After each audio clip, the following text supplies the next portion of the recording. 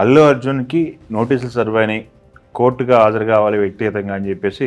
సంధ్యా theatre incident అందరికీ తెలిసిందే. ఆవిడ కుమారుడు ఇప్పటికీ అనారోగ్య పరిస్థితుల్లోనే ఉన్నాడు. ఆ రెగ్యులర్ బెయిల్ మీద ఉన్నాడు ఇప్పుడు ఆయన.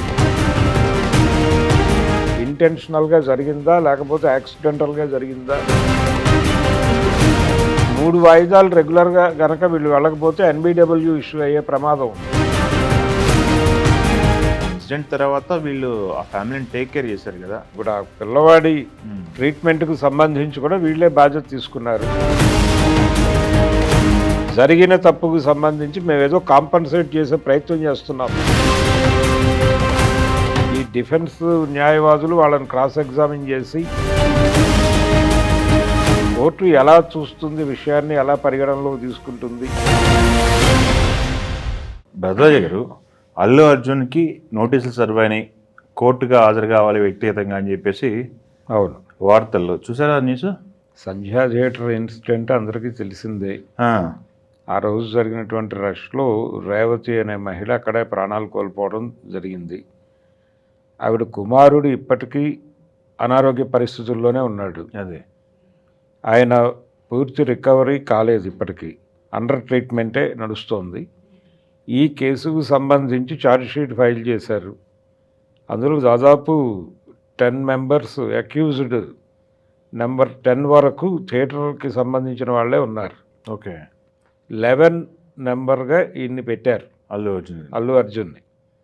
ఈయన్ని ఆ కేసు, ఆ ఇన్సిడెంట్ జరిగిన సందర్భంగా అరెస్ట్ చేశారు, కోర్టులో హాజరుపరిచారు.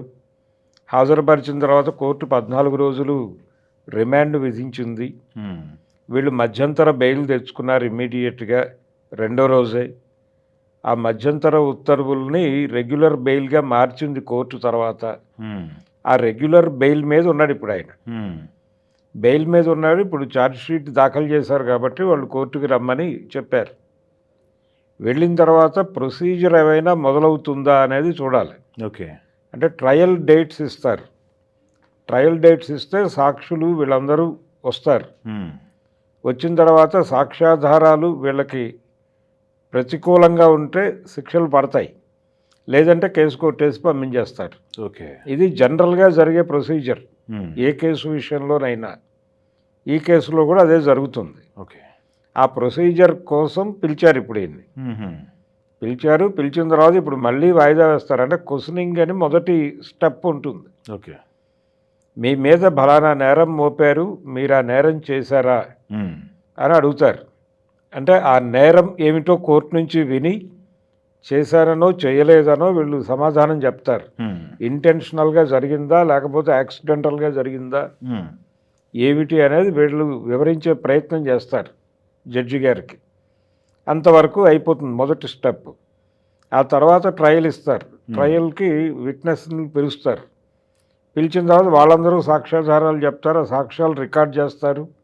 ఆ రికార్డ్ చేసిన సాక్ష్యాలని వీళ్ళు క్రాస్ ఎగ్జామినేషన్ చేస్తారు. ఈయన తరఫున కూడా ఒక అడ్వకేట్ ఉంటాడు కాబట్టి ఈ డిఫెన్స్ న్యాయవాదులు వాళ్ళని క్రాస్ ఎగ్జామిన్ చేసి ఈ మొత్తం వ్యవహారంలో మెరిట్స్ డిమెరిట్స్ ఆధారంగా జడ్జి గారు ఒక తీర్పును వెలువరిస్తారు.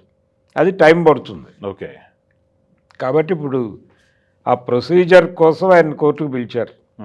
ఎవరైనా వెళ్ళి తీరాలి, తప్పదు. ఓకే, దేశ ప్రధాని అయినా కానీ కోర్టు వారు పిలిచినప్పుడు వినయంగా వెళ్ళి హాజరవటమే విధాయకం. అయితే మ్యాక్సిమం ఏదైనా పని ఉంటే వీళ్ళు ఎక్స్క్యూజ్ చేయమని పిటిషన్ వేసుకుంటారు. ఇంకో డేట్ అని చెప్పమంటారా? ఇంకో డేట్ అడుగుతారు, అంతే, అంతకుమించి ఏం లేదు. అంటే ఈరోజు హాజరు కావడానికి ఉన్న ఇబ్బందులు అని చెప్తారు. చెప్తే కోర్టు వారు కన్సిడర్ చేసి ఇంకో డేట్ చెప్పచ్చు. కానీ ఏదో ఒక రోజు హాజరై తీరాలి. ఓకే, తప్పదు. ఎందుకంటే వాళ్ళు ఛార్జ్షీట్ పెట్టేసి ఉన్నారు కాబట్టి ఆ ఛార్జ్షీట్ మేరకు ట్రయల్ జరపక తప్పదు కోర్టుకి, కేసు డిస్పోజ్ చేయాలంటే. అందుకని కోర్టుకు సహకరించి తీరాలి. ఒక 3 వాయిదాలు రెగ్యులర్గా గనక వీళ్ళు వెళ్ళకపోతే ఎన్బిడబ్ల్యూ ఇష్యూ అయ్యే ప్రమాదం ఉంది. Okay, okay, non bailable warrant issue అయితే కోర్టు నుంచి పోలీసు వారు ఎక్కడున్నా కానీ తీసుకెళ్ళి లోపల పెడతారు. అంటే పాత బెయిల్ క్యాన్సిల్ అవుతుంది. ఓకే, అందుకని ఆ ఇబ్బంది కొని తెచ్చుకోకుండా వీళ్ళు కోర్టుకు హాజరవుతారు. ఈయన కూడా హాజరవుతాడు. హాజరై తను తన పాత్ర ఏమిటి దానిలో, ఎలా జరిగింది, తను విన్న తర్వాత తన రియాక్షన్ ఏమిటి, అవన్నీ చెప్పుకుంటాడు ఆయన. చెప్పుకున్న తర్వాత కోర్టు ఎలా కన్సిడర్ చేస్తుంది అనేది చూడాలి. అదే ఇన్సిడెంట్ తర్వాత వీళ్ళు ఆ ఫ్యామిలీని టేక్ కేర్ చేశారు కదా, అవును, అది కూడా పరిగణలోకి వచ్చే అవకాశం ఉంది కదా.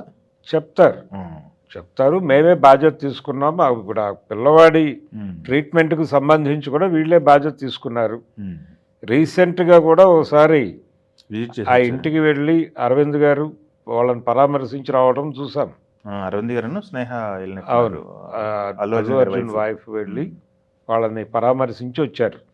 ఈ రెగ్యులర్ వాచ్ జరగటము, దానికి సంబంధించిన మీడియాలో అప్డేట్లు రావటము, ఇవన్నీ కూడా వీళ్ళు రేపు పొద్దున కోర్టులో ప్రొసీడింగ్స్ జరిగినప్పుడు కోర్టుకు సమర్పించుకుంటారు. ఎలాగూ జరిగిన తప్పుకు సంబంధించి మేము ఏదో కాంపన్సేట్ చేసే ప్రయత్నం చేస్తున్నాం మా శక్తి మేరకు అని చెప్పుకునే ప్రయత్నం అయితే చేస్తారు. కోర్టు ఎలా చూస్తుంది, విషయాన్ని ఎలా పరిగణనలోకి తీసుకుంటుంది, అందులో ఉన్న మెరిట్స్ని ఎలా స్వీకరిస్తుంది అనేది జడ్జిమెంట్లో మనకి తెలుస్తుంది. అదే అప్పటి వరకు ఎవరైనా వెయిట్ చేయక తప్పదు. ఓకే అండి, థ్యాంక్ యూ. తెలుగు వన్